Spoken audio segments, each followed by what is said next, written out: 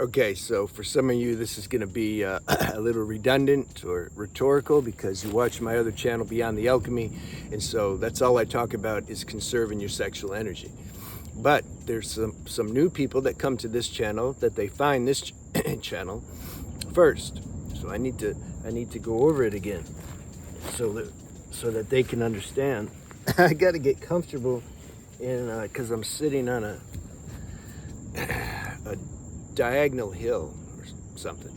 All right. Conserving your sexual energy. This is for men and women. It's not just guys, like anybody. The sexual instinct is super strong. Second most strongest instinct we have as a human being. Self-preservation is the first strongest. Something wants to survive no matter what.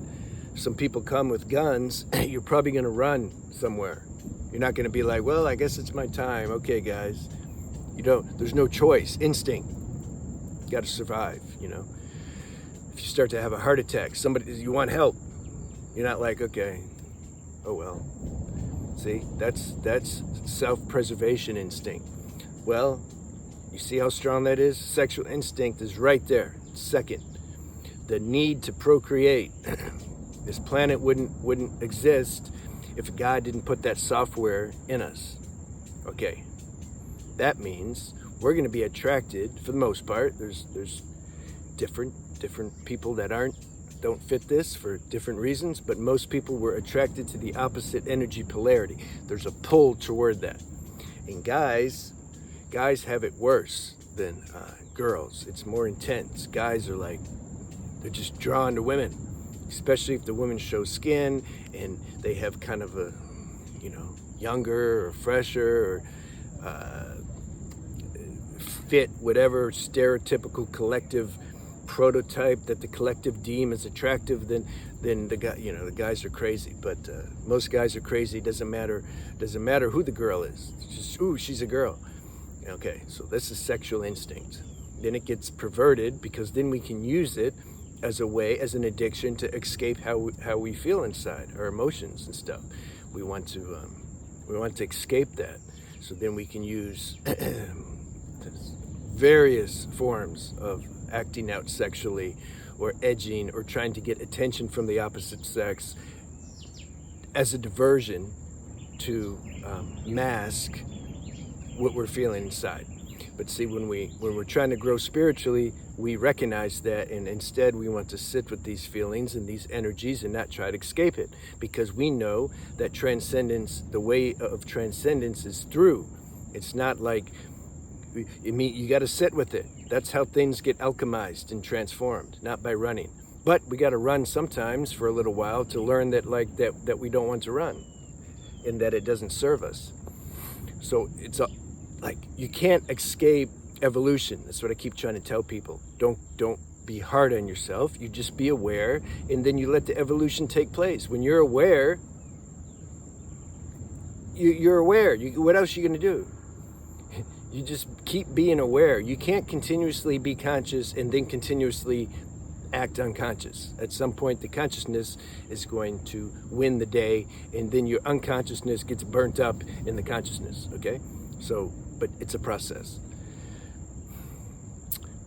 So, looking at pornography, excessively masturbating, having promiscuous sex, searching online, scrolling online, looking at pictures, even if they're not naked, just to get a dopamine hit, trying to get attention from the opposite sex when you're in public or anywhere as a way to get a dopamine hit. These are all ways that you can say the sexual instinct pervades and that we lose energy.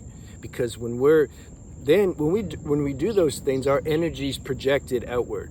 Our energy is projected, our attention's projected in some external thing. That doesn't give us peace.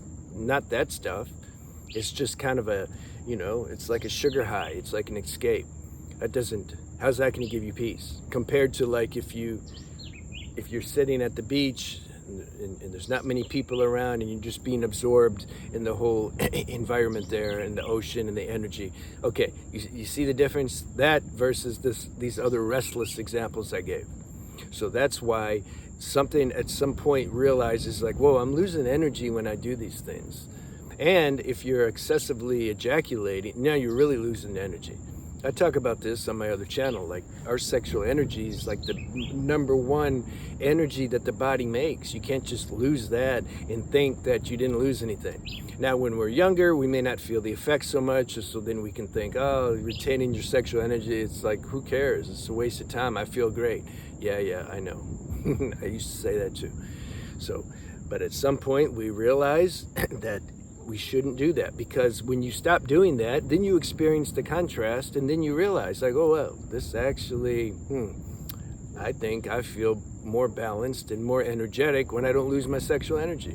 Same with girls. If you're excessively losing your sexual energy, you're gonna feel that it just makes you weaker, makes your nervous system weaker, it makes your mood swings worse. You become, it's like becomes a way out. Anytime you start to feel bad or something, you want to escape, then you go do that. You act out somehow sexually, and then it just makes you weaker. So we start to become aware of these things, and then we start to say, oh yeah, I want to conserve my sexual energy. It's common sense. It's going to happen to everybody at some point. It's a question of time and evolution. Listening to videos like this or reading books like this, it accelerates the evolution, because we're making conscious, which is a lot of times dormant and unconscious in your average person. It's not that this knowledge isn't in them, it's just they're not aware of it yet. Okay, so the universe, because it controls the law of evolution, it creates books and videos and teachers and people that talk about this stuff, and then by law of attraction, if you're somehow ready, you'll find these things. You see, it's all worked out. God's running everything. It's all mathematically worked out. So if you're listening to these and you're ready and it resonates, grace is with you.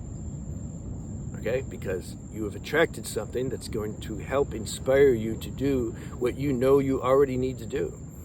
And this particular thing we're talking about is conserving your sexual energy. It's not easy. Like, you start to do this, you start to realize, whoa, this is the second most strongest instinct I have, because it's very strong biological software program that the universe created in this this human vehicle. Okay, but the power is in us to transcend it. And I'm not talking about being celibate or being a monk or nothing like that, or not enjoying your girlfriend or your wife. It's about balance. So, some may feel like they don't want to be in a relationship and they don't want to have sex. That's fine. That's your destiny. Someone else may be like, well, no, but I'm not. I want to have sex. I love the person I'm with. I want to have. Okay, but be balanced about it. Let intuition show you what this balance is. You have to have enough self-honesty so that you're not doing things in an excessive way that loses energy. Sex can also give you energy. If you love the person and you're exchanging love, that gives you energy. I know about that.